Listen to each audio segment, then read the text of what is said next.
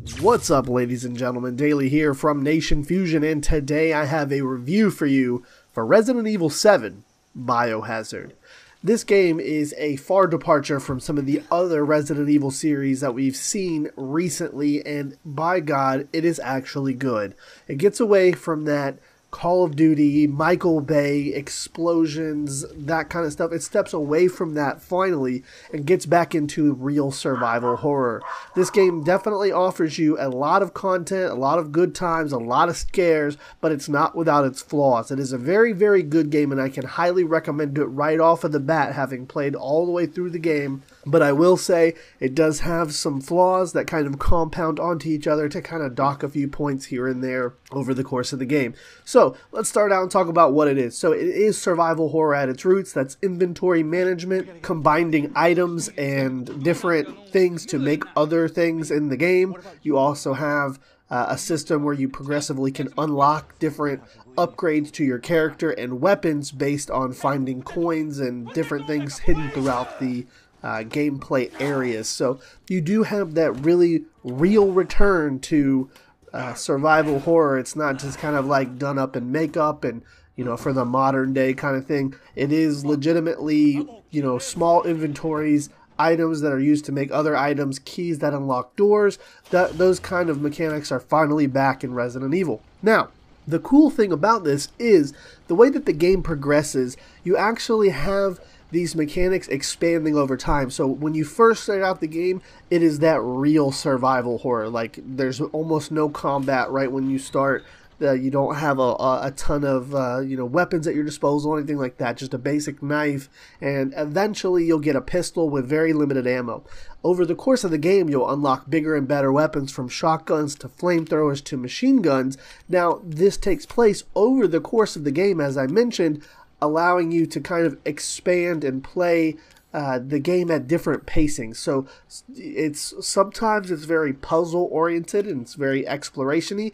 Other times, towards the end of the game, you're looking at very heavy in the combat section, and that feels nice. You've been playing the survival horror and puzzles all this time, and you've collected this, a mass of weaponry, and you've upgraded your arsenal with different rounds and ammo types, that kind of thing, and then now it's finally time to kind of let it unleash. The story is pretty strong. It fits into the Resident Evil timeline. A couple of characters make cameos, and there's definitely hints to the Resident Evil series throughout the events that take place here. It's not a reboot. A lot of people were thinking it was going to be an actual reboot, when in fact it is not. It is kind of tied into some of the other events that had already happened.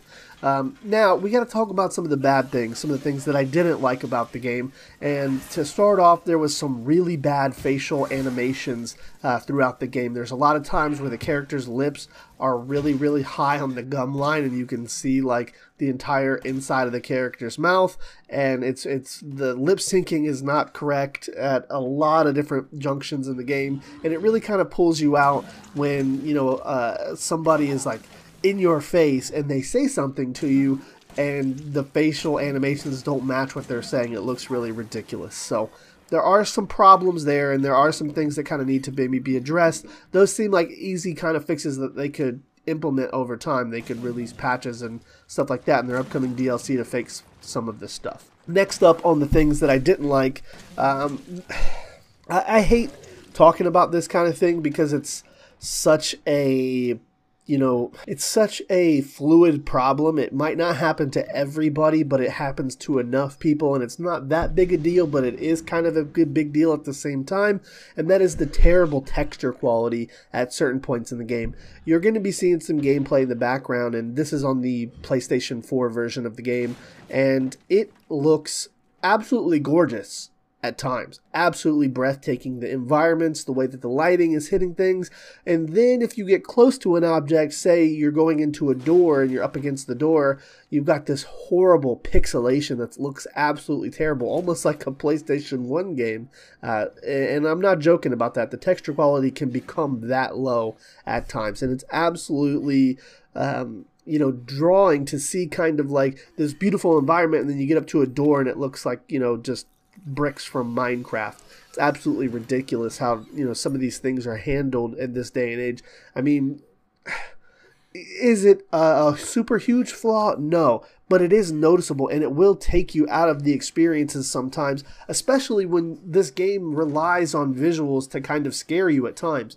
There's a couple of sections throughout the game where bugs are attacking you, and there's like ooze and slime, and all of that kind of stuff is meant to be scary, but it can't be when it looks like ass. It just looks like blocks and pixels flying out at you, or blocks and pixels crawling on your skin. It doesn't game break or, destroy the experience, but happening enough times, it just kind of draws you out of that fear factor that you might have going on at this point in the game, because the game is scary and the characters deliver a good performance in the fact of like how they're, how the scenes play out. The writing is what I'm trying to get at here, because there are, very, very big problems with this next piece of information that I'm going to tell you, and that's the acting.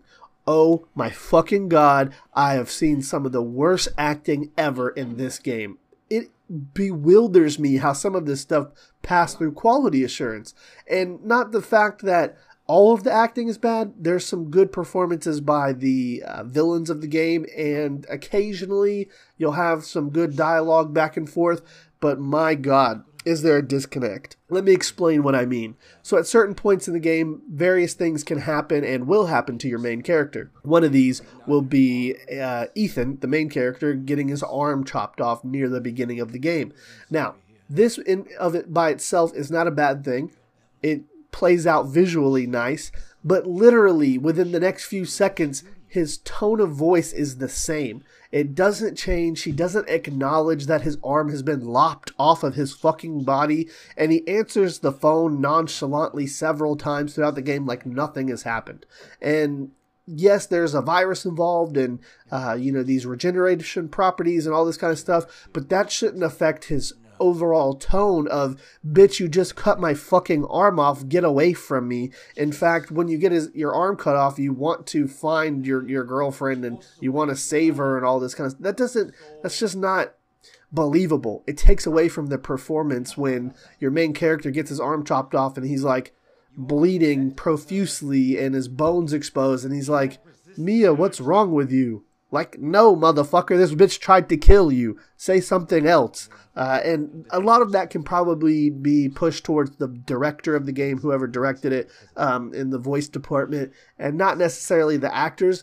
The actors do these lines and this kind of stuff piecemeal, meaning they're not exactly sure what they're recording at what particular points of time. They're not like acting out the game from beginning to end. It's all done in separate chunks. They could be recording the very end of the game on their first recording session. So it's kind of hard to set context to some of this stuff.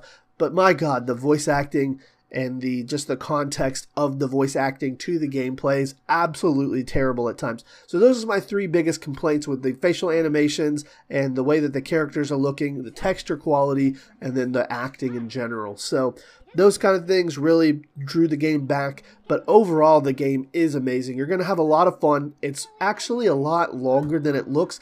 There was a point in time where I got in the game and I was like, oh, I've beat the game, and I ended up not having beat the game, and I still had another whole chapter to play. So there are some surprises and things in here within, the gameplay elements. There are quote unquote multiple endings, but it's really kind of just the same scene replayed in a different way, so to speak, kind of like maybe your Mass Effect 3 kind of thing. So I wasn't too impressed by the ending, but overall the gameplay was good. It made me want to go back and play the game over again, just based on some of the things that can happen and can't happen throughout a playthrough, which is pretty unique. And I'm not going to spoil anything here, but just know there are certain events and certain things that can happen to you and the character that you play and the experiences that you have based on actions taken throughout the game, as well as in combat sections. So go get the game, play through it, let me know what you think.